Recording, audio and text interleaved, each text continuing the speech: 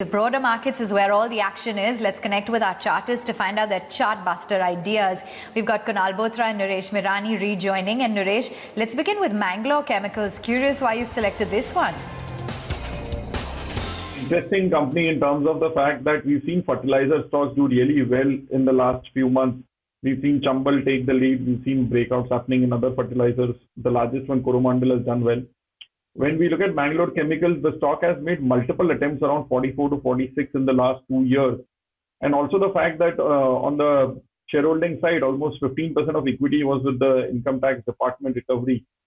And they've been sellers in the market and promoters have been buying from the markets, although in very small quantities. But as of, say, last quarter, I think it was left around 7-8%.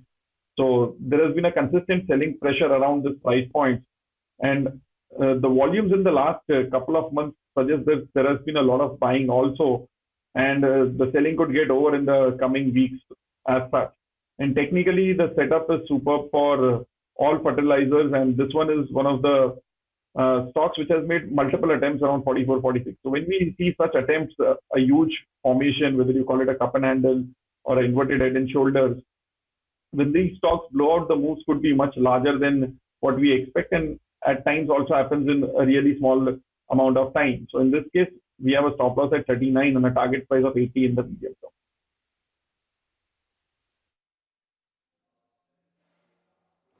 term. Okay, that's the view coming in. Mangalore Chemicals it is. Meantime, Kunal, let's get in your chart. And interestingly, you're looking at the Nifty Futures. What exactly are the trends that you're seeing in open interest? What is the chart indicating? So last 10 months, we've seen very good pickup on the markets from 7,500 to 14,000. But then, you generally track the bent of, the market participants in terms of, how the open interest is. I think that's a much more, easier way and a simpler way to calibrate, the sentiment for the market. So look at the last, 7-8 months for the markets. I've, looked at the starting month OI for each of the series, starting from the May series 2020. And the two candles are very important. The one which was marked in blue, and that's for the August series, or the end of August series and start of September. That was the time when the open interest for the Nifty Futures was approximately at 1.17 crores.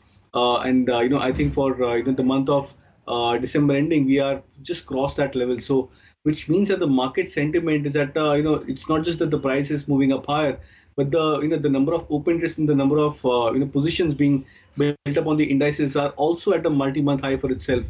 And I think that's the sign of an optimism over here, which is creeping up into the market. So I think looking at the way the OI has shaped up, looking at the the stable nature of the index.